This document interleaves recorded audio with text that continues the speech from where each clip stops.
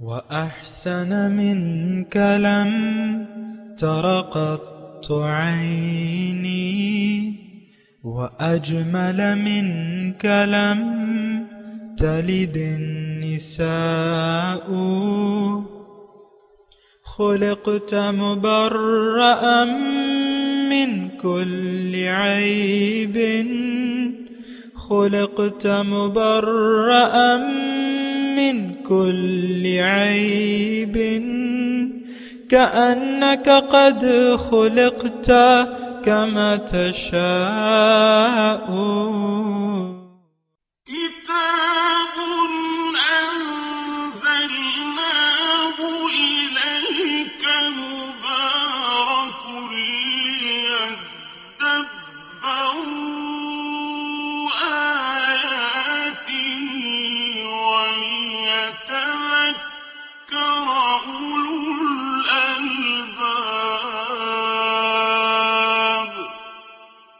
یہ کتاب برکت والی ہے جسے ہم نے آپ کی طرف نازل فرمایا ہے تاکہ دانش مند لوگ اس کی آیتوں میں غور و فکر کریں اور نصیحت حاصل کریں.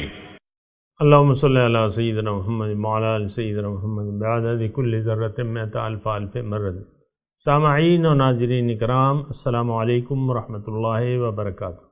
سامعین اکرام، سورہ فرقان آیت نمبر 58. موضوع: کسی بھی مرشد کا اصل کام کیا ہوتا ہے. اس کے ساتھ سامعین اکرام آج کے سبق کا آغاز کرتے ہیں. سب سے پہلے گزشتہ سبق کا آموختہ ہوگا. وَهُوَ الَّذِي خَلَقَ مِنَ الْمَاءِ بَشَرًا فَجَعَلَهُ نَسَبًا وَصِهْرًا وَكَانَ رَبُّكَ قَدِيرًا. اور وہی ہے جس نے پانی کی مانند ایک نطفے سے آدمی کو پیدا کیا، پھر اسے نسب اور سسرال کی قرابت والا بنایا، اور آپ کا رب بڑی قدرت والا ہے. وَيَعْبُدُونَ مِن دُونِ اللَّهِ مَا لَا يَنفَعُهُمْ وَلَا يَضُرُّهُمْ وَكَانَ الْكَافِرُ عَلَى رَبِّهِ ظَهِيرًا. اور وہ کفار اللہ کے سوا ان بتوں کی عبادت کرتے ہیں جو انہیں نہ تو نفع پہنچا سکتے ہیں اور نہ ہی انہیں نقصان پہنچا سکتے ہیں، اور کافر اپنے رب کی نافرمانی پر ہمیشہ شیطان کا مددگار ہوتا ہے. وَمَا أَرْسَلْنَاكَ إِلَّا مُبَشِّرًا وَنَذِيرًا. اور ہم نے آپ کو نہیں بھیجا مگر اللہ کے اطاعت گزار بندوں کو خوشخبری سنانے والا اور بغاوت شعار لوگوں کو ڈر سنانے والا بنا کر. قُلْ مَا أَسْأَلُكُمْ عَلَيْهِ مِنْ أَجْرٍ إِلَّا مَنْ شَاءَ أَنْ يَتَّخِذَ إِلَى رَبِّهِ سَبِيلًا. آپ فرما دیجئے کہ میں تم سے اس تبلیغ پر کچھ بھی معاوضہ نہیں مانگتا مگر جو شخص اپنے رب تک پہنچنے کا راستہ اختیار کرنا چاہتا ہے کر لے. سامعین اکرام، سورہ فرقان آیت نمبر 58. وتوکل، اور آپ بھروسہ کیجئے، الحی، اس ذات پر جو کہ زندہ ہے. الحی زندہ ہے، اس پہ بھروسہ کیجئے، اور وہ ذات جس کو موت نہیں آئے گی. وَسَبِّحْ بِحَمْدِهِ، اور اس کی تعریف کے ساتھ تسبیح کیجئے. وَكَفَى بِهِ بِذُنُوبِ عِبَادِهِ خَبِيرًا، اور اللہ کافی ہے اپنے بندوں کے گناہوں پر. اللہ تعالیٰ کافی ہے، یعنی اپنے بندوں کے گناہوں سے خبر رکھنے کو کافی ہے وہ. تو سامعین اکرام، اس میں آپ کو تھوڑا سا مضمون بیان کر رہا تھا. ایک تو یہ ہے کہ وَتَوَكَّلْ عَلَى الْحَيِّ الَّذِي لَا يَمُوتُ، اور یہ جملہ میں آپ کو یعنی یہ بھی یہاں پہ کہوں کہ یہ جملہ جو ہے یہ حضور کے ساتھ خاص نہیں ہے، بلکہ یہ ہے کہ یہ تمام داعیان حق کے لیے ہے، یہ تمام مومنین کے لیے ہے. تمام مومن جو ہیں وہ اللہ تعالیٰ کی راستے، خود بھی اللہ تعالیٰ کو منزل بنا کے اس کے راستے پر چلنے والے ہیں، اوروں کو بھی دعوت دینے والے ہیں. یعنی یہ صرف نبی کی ڈیوٹی نہیں تھی، یہ تو پھر تمام امت کی ڈیوٹی بن جاتی ہے نا سامنے کرام، یہ بات ذرا نوٹ کر لیں۔ تو یہ ہدایت جو ہے وتوکل علی میں، اور یہ بھی میں ساتھ بتا دوں جو ہم نے گزشتہ سبق پڑھی ہے نا، قل ما اسألکم علیہ من اجر، یہ تمام داعیان حق کے لیے ہے۔ یعنی داعی حق کو مخلوق سے صلے کی پرواہ نہیں ہوتی، یا وہ اس سے صلہ نہیں مانگتا۔ اللہ تعالیٰ کی طرف دعوت کا صلہ داعی الحق جو ہے، اللہ کی طرف دعوت دینے والا کبھی اس کا معاوضہ مخلوق سے طلب نہیں کرے گا۔ ما اسألکم علیہ من اجر ان اجری علی اللہ، دوسری جگہ ہے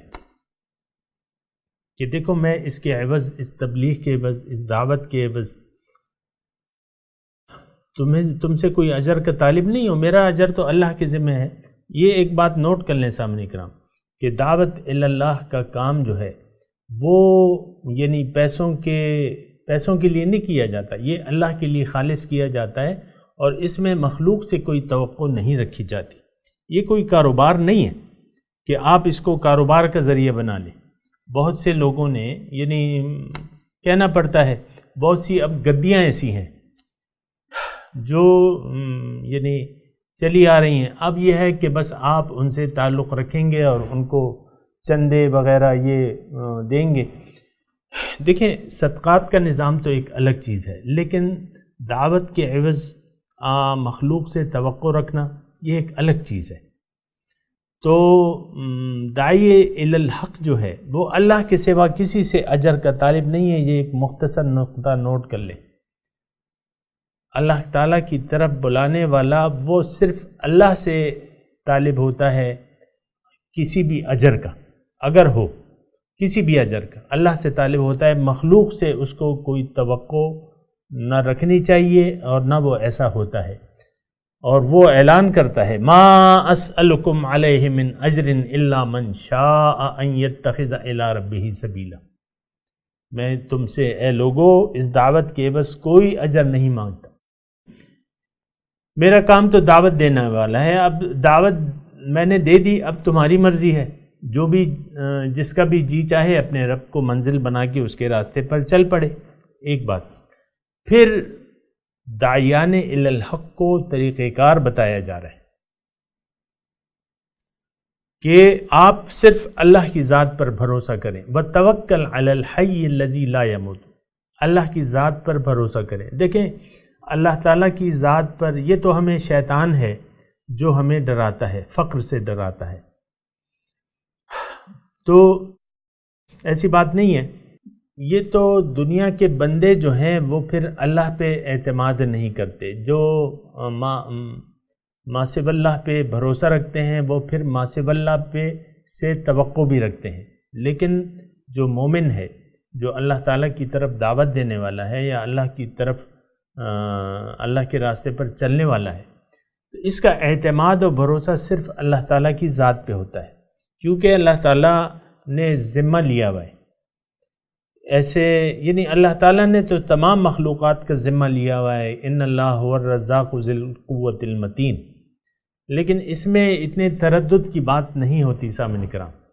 اللہ پہ اعتماد اور اس پہ بھروسہ، وتوکل علی الحی، تم اس زندہ ذات پر بھروسہ رکھو، اس پر اعتماد کرو،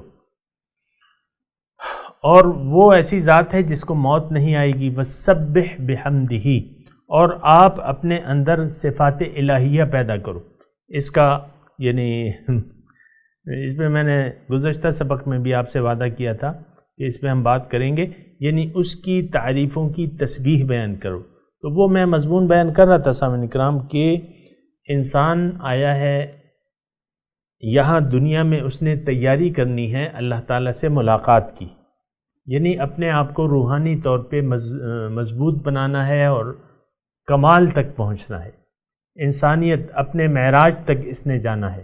ہر انسان کی اپنی معراج ہوتی ہے، اس کی صلاحیت کے مطابق۔ یہ بات نوٹ کر لیں، ہمارا تو اس میں ان مضامین میں شوق نہیں ہوتا، تو یہ مضامین ہمارے سر سے گزر جاتے ہیں، اور نہ ہی اس کو ہم توجہ سے سنتے ہیں، کیونکہ ہم تو مادیات کی معراج حاصل کرنا چاہتے ہیں، اور وہ کیا ہے کہ وہ آپ ظاہر میں کوئی عہدہ حاصل کر لیں، پیسے ٹکے حاصل کر لیں، کوئی کاروبار کامیاب اسٹیبلش کر لیں، اس میں ہماری زیادہ توجہ ہوتی ہے، یا اس قسم کے مضامین جب بیان کیے جاتے ہیں یعنی کم وقت میں زیادہ پیسہ یا زیادہ دنیا سمیٹنے کے، تو ہمارے کان کھڑے ہو جاتے ہیں۔ ایسا ہی ہوتا ہے نا، ہمارے کان کھڑے ہو جاتے ہیں، یار یہ تو بڑے فائدے کی بات بتا رہے ہیں۔ یہ تمام فائدے جو ہیں یہ وقتی فائدے ہیں اور یہ رہ جانے والے فائدے ہیں۔ جتنا بھی آپ دولت کما لیں گے، سمیٹ لیں گے، آخر کار اس سے آپ کو ہاتھ دھونے پڑیں گے اور آپ اس سے چلتے بنیں گے۔ ان سب کو چھوڑ چھاڑ کے آپ دوسرے جہاں کی طرف چلے جائیں گے تو اس کا کوئی فائدہ نہیں ہے۔ اصل میں تو یہ ہے کہ اللہ پہ بھروسہ کریں، اللہ کو اپنی منزل بنا کے خود بھی اپنے آپ کو کمال تک پہنچائیں۔ میں نے آپ کو کہا کہ ہر انسان کی ایک اس کی استعداد کے مطابق ایک معراج ہوتی ہے، ہر انسان کی ایک معراج ہوتی ہے، اپنی اپنی صلاحیتیں ہوتی ہیں، اپنی اپنی وہ آپ کہتے ہیں نا آئی کیو، قابلیت، تو ہر انسان کا ہوتا ہے۔ تو ہر انسان اپنی حیثیت کے مطابق اپنے کمال تک پہنچ سکتا ہے، اور اس کا طریقہ کار کیا ہے؟ وَسَبِّحْ بِحَمْدِهِ، اس کی تعریفوں کی تسبیح بیان کیجئے۔ یہ میں مضمون بیان کر رہا تھا، پھر وقت جو ہے وہ پورا ہو گیا، تو میں یہ کہہ رہا تھا کہ اللہ کے رسول کی ایک حدیث میں نے آپ کو سنائی تھی کہ خلق آدم علی صورتہ، کہ آدم کو اللہ تعالیٰ نے اپنی صورت پہ پیدا کیا۔ کیا مطلب؟ اپنی صفات پر، یعنی انسان اللہ تعالیٰ کی کچھ صفات کو اپنا سکتا ہے۔ یہ رحیم ہے، تم بھی رحیم بن جاؤ، وہ کریم ہے، تم بھی کریم کی صفت اپنا لو، وہ علیم ہے، تم بھی علم حاصل کرو، وہ ستار ہے، وہ غفار ہے، یہ صفات تم بھی اپنے، وہ حلیم ہے، بردبار ہے، تم بھی اپنے اندر یہ صفت پیدا کر سکتے ہو۔ یہ تو اپنی اپنی حیثیت کے مطابق یہ اللہ تعالیٰ کی صفات ہمیں اپنانی چاہیے، اور یہ ہمارے لیے حکم ہے۔ سامعین کرام، حدیث میں ہے تخلقوا باخلاق اللہ، اللہ تعالیٰ کے اخلاق اپنے اندر پیدا کر لو، یعنی اللہ تعالیٰ کی صفات اپنے اندر پیدا کر لو۔ پھر قرآن کا مضمون ہے کہ صبغۃ اللہ، اللہ کے رنگ میں رنگ جاؤ۔ ومن احسن من اللہ صبغہ، اللہ کے رنگ سے علاوہ کس کا رنگ اچھا ہے؟ یہ بات ذرا نوٹ کر لیں۔ اصل میں وہی کہہ رہا ہوں نا کہ اس میں ہماری دلچسپی نہیں ہے، لیکن یہ ہے کہ ہونی چاہیے، کیونکہ اس میں ہماری نجات ہے، کامیابی ہے، فلاح ہے۔ تو اللہ تعالیٰ کی صفات اپنے اندر پیدا کرو۔ اب یہ مضمون طویل ہے، لیکن میں تھوڑا سا آپ کو اشارہ کر دیتا ہوں۔ دیکھیں، اللہ تعالیٰ کی صفات اگر آپ اپنے اندر پیدا کرنا چاہتے ہیں، سب سے پہلے تو آپ کو اللہ پر ایمان لانا ہوگا کہ ہاں، اللہ کے سوا میرا نہ کوئی مقصود ہے، نہ محبوب ہے، نہ مطلوب ہے، یعنی یہ ایمان، یہ یقین کرنا ہوگا کہ اللہ کے سوا میری کوئی منزل نہیں ہے۔ پھر اللہ کو اپنی منزل بنا کے اللہ تعالیٰ کے راستے پر چلنا ہوگا۔ پھر وہ چلیں گے آپ کیسے؟ وہ حضور صلی اللہ علیہ وسلم کے اسوہ حسنہ کے مطابق۔ لیکن یہاں پہ مقامی طور پہ آپ نے ایک رہنما کو، اپنے لیے ایک رہنما ڈھونڈنا ہوگا، وہ رہنما جو آپ کی رہنمائی کر سکے قرآن اور سنت کے مطابق زندگی گزارنے میں۔ یہ بات ذرا اچھی طرح نوٹ کر لیں۔ یہ جو مرشد ہوتے ہیں، پیر ہوتے ہیں، یہ کوئی خدا نہیں ہوتے جو اصل ہوتے ہیں، یہ صرف رہنمائی کا کام کرتے ہیں۔ مرشد ارشاد سے نکلا ہے کہ وہ آپ کو ارشاد کرتا ہے، وہ آپ کو ایک رہنمائی فراہم کرتا ہے۔ اصل کامیابی جو ہے وہ یعنی اللہ کے حکم کے مطابق زندگی گزارنے میں ہے، اور حضور کے طریقے کے مطابق زندگی گزارنے میں۔ یہ ایک دو الفاظ نوٹ کر لیں جو کہ حضور کی زبان سے ہیں کہ ترکت فیکم امرین ان اعتصمتم لن تضلوا ابدا، میں تمہارے اندر دو چیزیں چھوڑ کے جا رہا ہوں، اگر تم نے اس کو مضبوطی سے پکڑ لیا تو کبھی گمراہ نہیں ہوگے۔ کتاب اللہ و سنتی، اللہ کی کتاب اور میرا طریقہ۔ تو یہ دونوں اصل ہیں، بنیاد ہیں سامعین کرام۔ اس سے آپ نے کبھی ادھر ادھر نہیں ہونا. اللہ کے سوا نہ ہمارا کوئی مقصود ہے، نہ محبوب ہے، نہ مطلوب ہے، اور معبود بھی نہیں ہے. جب یہ تین کام آپ کرتے ہیں پھر اللہ کی بندگی آپ کو اختیار کرنی ہوگی، اور اللہ کی بندگی رسول کے طریقے کے مطابق. یہاں لوکلی طور پہ یہ ایک مسلمہ بات ہے کہ آپ جو بھی کوئی علم حاصل کرتے ہیں یا ایک کام کرتے ہیں تو اپنے لیے ایک نگران مقرر کر لیتے ہیں. اب یہ آپ پی ایچ ڈی کرتے ہیں نا، یعنی چونکہ اکثر میرے سامعین پڑھے لکھے ہیں تو میں یہ کہہ رہا ہوں کہ آپ پی ایچ ڈی جو کرتے ہیں، اب پی ایچ ڈی یعنی اس کے بعد آپ ڈاکٹر بن جاتے ہیں، وہ بھی آپ کا ایک نگرانی کرنے والا ہوتا ہے. یعنی آپ وہ علمی لفظ مجھے نہیں معلوم، لیکن اس کا ایک نگران ہوتا ہے، وہ آپ کی رہنمائی کرتا ہے، اس کی ہدایات، اور اس میں آپ اپنے لیے تیاری کرتے ہیں. تو اسی طرح بس یہ ایک نگران ہوتا ہے، اور یہ نگران کا تصور قرآن میں موجود ہے. سامعین کرام، وَجَعَلْنَا مِنْهُمْ 12 نقیبہ، نقیب کا لفظ آیا ہے کہ بنی اسرائیل کو، موسیٰ علیہ السلام کو میں نے پیغمبر بھجوایا اور اس میں 12 نقیب مقرر کر دی. 12 نقیب، 12 نگران. تو قرآنی تصور سامعین کرام بالکل اس کے بارے میں موجود ہے اور ابھی بھی آ رہا ہے. یعنی یہ اگلی آیت جو پڑھیں گے تو اس میں کیا ہے، الرحمن فاسأل بہ خبیرہ. وہ رحمان، اگر تم نے کچھ معلومات کرنی ہے تو فاسأل، پوچھو، بہ، اس کے بارے میں، خبیرہ، کسی خبردار سے. تو یہ سامعین کرام ایسی کوئی یہ مشرکانہ بات نہیں ہے کہ آپ اپنے لیے کوئی رہنما ڈھونڈ لیں، کوئی نگران ڈھونڈ لیں. یہ کوئی مشرکانہ بات نہیں ہے. یہ تو ہمارے، یہ شیطان نے بعض اس یعنی اس کام میں، رہنمائی کرنے والی کام میں کچھ کھوٹے لوگ آ گئے جس کو آپ کہتے ہیں ڈبہ پیر. تو ڈبہ پیروں سے بچیں، جعلی پیروں سے، ڈبہ پیروں سے، یا ڈبہ نگرانوں سے، اور یا ڈبہ رہنماؤں سے. یعنی وہ ہوتے نہیں ہیں، ان کو کچھ بھی آتا جاتا نہیں ہے، اور وہ تو ان کی تو یعنی اللہ کے بندے نہیں ہوتے. وہ یہ تو اللہ کے بندے کے بارے میں کہہ رہا ہوں.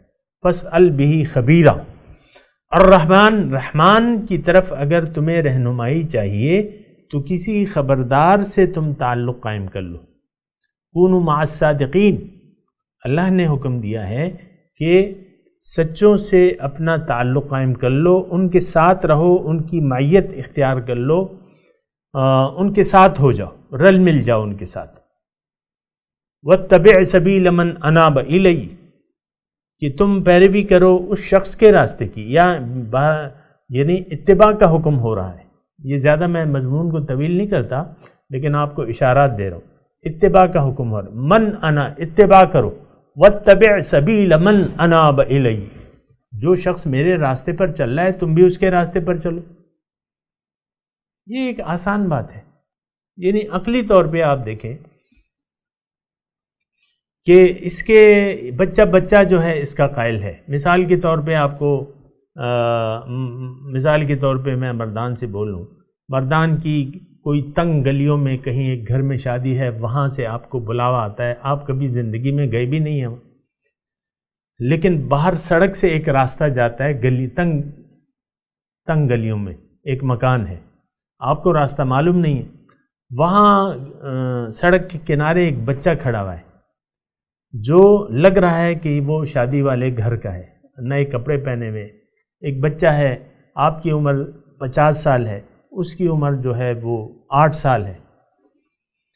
اب وہ 8 سال کے بچے سے آپ پوچھتے ہیں کہ بھئی وہ گھر کہاں پہ ہے، تم تو وہاں اس گھر کے لگ رہے ہو، اور مجھے بتاؤ کہ وہ اس کا پتہ کیا ہے. اس نے کہا، وہ کہتا ہے میرے پیچھے آؤ، آئیے صاحب میرے پیچھے آئیے، مجھے معلوم ہے میں وہیں سے ہوں. تو بس یہ اتنی بات ہے، آپ اس کے پیچھے چل پڑتے. فاسأل بہ خبیرہ، اس کے بارے میں کسی خبردار سے معلومات حاصل کر لیں. بس یہ یعنی جو رہنما ہوتے ہیں سر، یہ ایک یعنی بنیادی طور پہ یہ بات یہ معلوم کر لیں، یا یہ یعنی جو حقیقت ہے وہ یہ ہے کہ اصل کامیابی کی کنجی جو ہے وہ قرآن ہے اور حدیث ہے۔ اب جو بھی قرآن و حدیث کے بارے میں علم رکھتا ہے، آپ نے اگر اس سے رہنمائی لے لی، اور ہم لیتے ہیں، سب لوگ لیتے ہیں، بنا کسی اس کے لیتے ہیں، یہ جو نہیں مانتے تو وہ بھی اپنے معاملات میں اپنے استاذوں سے رہنمائی حاصل کرتے ہیں کہ نہیں کرتے، تو یہ ایسی کوئی بات نہیں ہے۔ لیکن میں یہ کہہ رہا ہوں کہ آپ خود، یہ معاملہ ایسا ہے، یہ رب کی طرف کا راستہ اپنانے کا معاملہ ایسا ہے کہ اس میں آپ کو خامخواہ رہنمائی کی ضرورت ہوتی ہے۔ میں بات کر رہا تھا وَسَبِّحْ بِحَمْدِهِ کی، میں بات کر رہا تھا کہ تم اس کی صفات اپنے اندر پیدا کر لو، اللہ کے رنگ میں رنگ جاؤ، صبغت اللہ۔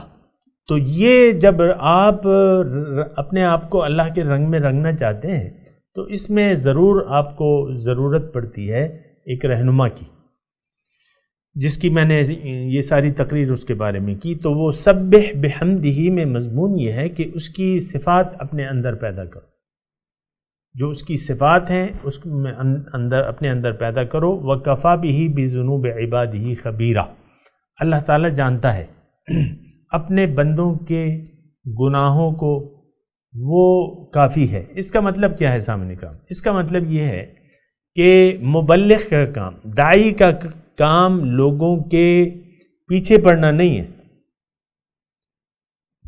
اس کا کام دعوت دینا ہے۔ اب کوئی اس کی دعوت کو قبول نہیں کرتا، یا قبول کرتا ہے پھر اس راستے پر نہیں چلتا، تو یہ معاملہ پھر اس کا اللہ کے حوالے ہے۔ یعنی پیغمبر کا کام ہدایت تک پہنچانا نہیں ہے، ہدایت دینا ہے۔ ہادن ہے نا، وَإِنَّكَ لَتَهْدِي إِلَىٰ، آپ ہدایت دینے والے ہیں، تو ہدایت مبلغ جو ہے، داعی جو ہے، اس کا کام صرف راستہ بتا لینا۔ اب باقی تو ہر ایک کی اپنی مرضی ہے۔ وَكَفَى بِهِ بِذُنُوبِ عِبَادِهِ بَصِيرًا، اپنے بندوں کے گناہوں پہ اللہ تعالیٰ، یعنی اللہ، باقی معاملہ جو ہے وہ اللہ تعالیٰ کے حوالے ہے۔ الذی خلق السماوات والارض، یہ وہ ذات ہے، یعنی یہ خبردار وہ ذات ہے جس نے پیدا کیے ہیں آسمان و زمین، وما بینہما، اور جو اس کے درمیان ہے، فی ستۃ ایام، 6 دنوں میں، ثم استوى علی العرش، پھر وہ تخت اقتدار پر قائم ہو گیا۔ الرحمن، وہ رحمان جو ہے، فاسأل بہ خبیرا، اس کے بارے میں اگر آپ کو معلومات چاہیے تو کسی خبردار سے معلومات حاصل کر لیں۔ تو یہ سامعین کرام، یہ جو آیت ہم نے پڑھی ہے تو اس میں یعنی پہلے تو یہ کہہ دیا گیا کہ وَكَفَى بِهِ بِذُنُوبِ عِبَادِهِ خَبِيرًا، کہ اللہ تعالیٰ اپنے بندوں کے گناہوں پہ واقف ہے کہ وہ کیا کر رہے ہیں۔ یہ مضمون قرآن میں اور بھی تفصیل سے آیا ہوا ہے، لیکن میں صرف یہی کہہ رہا ہوں، وَمَا عِلْمِ بِمَا يَعْمَلُونَ، مجھے علم نہیں ہے، پیغمبر کہتا ہے مجھے علم نہیں ہے یہ کیا کرتے ہیں۔ ان حسابهم الا علی ربی لو تشعرون، ان کا حساب تو اب میرے رب پہ ہے اگر تم جانو، میرا ان سے مطلب وما علمی بما يعملون، جو وہ کر رہے ہیں اس کا مجھے علم نہیں ہے، میں نے تو راستہ بتا دیا ہے۔ اب ان کا حساب کتاب تو اللہ تعالیٰ کے ذمے ہے، اور وہ ذات ہے جس نے پیدا کیے ہیں زمین اور آسمان 6 دنوں میں، ثم استوى علی العرش، پھر تخت اقتدار پر قائم ہو گیا۔ اس کا مطلب کیا ہے سامعین کرام؟ دیکھیں، ہمارا رب کے بارے میں معلومات حاصل کرنا ہمارا تو حق بنتا ہے اور فرض بنتا ہے کہ رب کے بارے میں ہم معلومات حاصل کریں کہ رب کی قدرت کیا ہے، رب کی قدرت کے مظاہر، یہ تلاش کرنا، اس پر غور و فکر کرنا، یہ ہمارا فرض بنتا ہے سامعین کرام۔ تو اللہ تعالیٰ بھی پھر اپنی قدرتیں بتاتا رہتا ہے کہ دیکھو میں نے یہ کیا ہے، یہ کیا ہے، یہ میرے کام ہے، یہ میرے کام ہے۔ یہاں بھی اللہ تعالیٰ نے فرمایا، یہاں جو نقطہ ہے نا سامعین کرام ان آیات میں، وہ نقطہ یہ ہے کہ ثم استوى علی العرش، پھر تخت اقتدار پر قائم ہوا۔ تو اس کا مطلب یہ اس جملے کا یعنی مرکزی وہ ہے نقطہ یہ ہے کہ رحمان کے ہاتھ میں سارا اقتدار ہے۔ یعنی یہ ظاہری مطلب نہیں ہے کہ وہ کہیں تخت ہے اور اس پہ بیٹھا ہوا ہے، ایسی بات نہیں ہے سامنے کرام۔ اللہ تعالیٰ جو ہے وہ ہر شکل و صورت اور جسم سے پاک ہے، تو جب پاک ہے تو پھر تخت کی اسے کیا ضرورت ہے؟ تو یہ مطلب یہ تو یعنی شرک ہے اگر آپ یہ تصور کر لیں کہ اللہ ہے اور کہیں بیٹھا ہوا ہے، نہیں، ایسی بات نہیں ہے۔ ثم استوى علی العرش سے مراد یہ ہے کہ تمام اختیارات اللہ تعالیٰ کے ہاتھ میں ہیں، اللہ تعالیٰ کے ہاتھ میں ہے۔ تو اب دیکھیں صاحبان اقتدار سے ہم توقع رکھتے ہیں، اور صاحبان اقتدار کا اگر ہمیں یعنی اگر وہ ہمارے حالات سے خبردار ہوں، اور جیسے کہ اللہ تعالیٰ ہے، تو ہماری ساری توجہ اور ہماری سارا اعتماد و بھروسہ پھر اللہ تعالیٰ پہ ہوتا ہے، کیونکہ ثم استوى علی العرش ہے کہ وہ سارے اختیارات کا مالک ہے، سارا انتظام و انصرام اور ساری طاقت اور خزانوں کی مالک وہ ایک ہی ذات ہے۔ ثم استوى علی العرش تخت والا ہے نا، تو یہ ایک اصطلاحی مطلب ہے، اس کا مطلب میں نے آپ کو بیان کر دیا کہ ساری طاقت کا مالک وہ ایک ذات ہے۔ اب وہ الرحمن ذات ہے۔ دوسرا نقطہ اس آیت میں اہم یہ ہے کہ وہ رحمان ہے، بہت مہربان ہے، یعنی اس کی مہربانی کا ہم تصور نہیں کر سکتے، اس کی رحمتوں کا ہم اندازہ نہیں لگا سکتے سامعین کرام، کہ وہ کتنی رحیم اور کریم ذات ہے۔ اور کیوں نہ ہو وہ رب ہے، وہ بے نیاز ہے، ہر چیز سے بے نیاز ہے، اور وہ بہت زیادہ مہربان ہے۔ انہ کان بعبادہ خبیرا بصیرا، نہیں، میں یہ کہہ رہا تھا کہ ان اللہ بالناس لرؤوف الرحیم، اللہ تعالیٰ اپنے بندوں پر بہت شفیق اور مہربان ہے۔ تو اس کی مہربانیاں تو بے حد و حساب ہیں، اس کی نعمتیں بے حد و حساب ہیں، اس کی رحمتیں بے حد و حساب ہیں سامعین کرام۔ تو اب یہ رحمان کی ذات تک پہنچنا، توجہ سامعین کرام، رحمان کی ذات تک پہنچنا اور اس اپنے آپ کو اس کے قریب ہونے کا اہل بنا لینا، یا اپنی ایسی صفات الہیہ اپنے اندر انسان پیدا کر لے کہ جس کی بنا وہ اللہ تعالیٰ کے قرب کا مستحق بن جائے، یہ صفات وہ کیسے اپنے اندر پیدا کرے گا؟ تو اللہ تعالیٰ اس کا طریقہ کار بتا رہے کہ اگر تمہاری منزل اے انسان میں ہوں تو میں تو بڑا رحمان ذات ہوں، تو اب تم میری طرف میری رحمت تم حاصل کرنا چاہتے ہو، میرے قریب آنا چاہتے ہو۔ ان رحمت اللہ قریب من المحسنین، اللہ کی رحمت محسنین کے قریب ہے۔ تو تم ایسا کرو کہ تم اپنے ماحول میں کسی ایسے شخص کو ڈھونڈو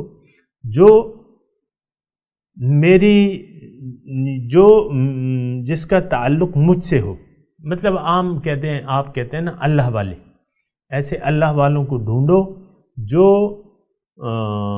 قرآن اور سنت کے عملی نمونہ آپ کو بن کے دکھائے اور اس کی طرف رہنمائی کرے۔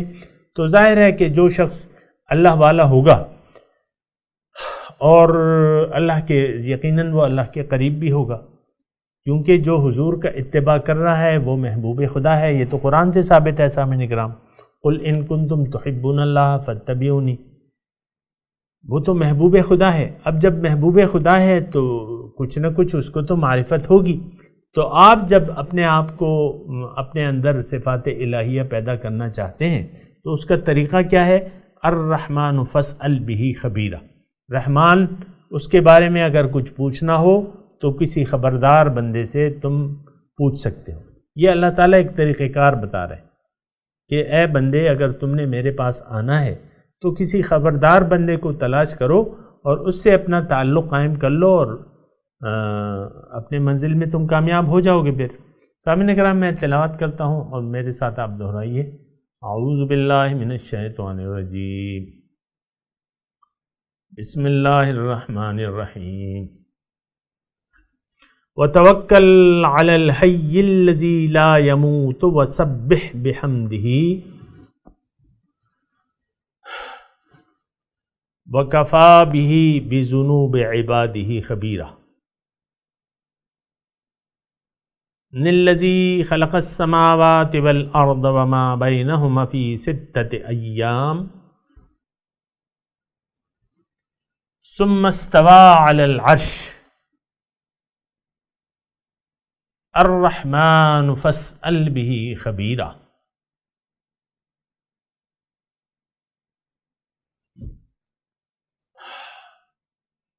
وتوکل علی الحی الذی لا یموت. ترجمہ سنا دیں.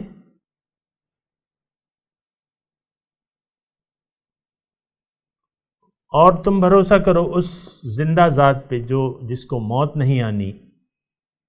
وسبح بحمدہ، اور اس کی تعریفوں کی تسبیح بیان کرو. وکفی بہ بذنوب عبادہ خبیرا، اور کافی ہی ہے اپنے بندوں کے بارے میں. وکفا، اور وہ کافی ہے کہ اپنے بندے کے گناہوں کے بارے میں اس کو خبر ہو. للذی خلق السماوات والارض، وہ ذات ہے جس نے پیدا کیا ہے آسمان اور زمین. وما بینہما، جو اس کے درمیان ہے. فی 6 ایام، 6 دنوں میں. ثم استوی علی العرش، پھر قائم ہوا وہ عرش پہ. الرحمن فاسأل بہ خبیرا،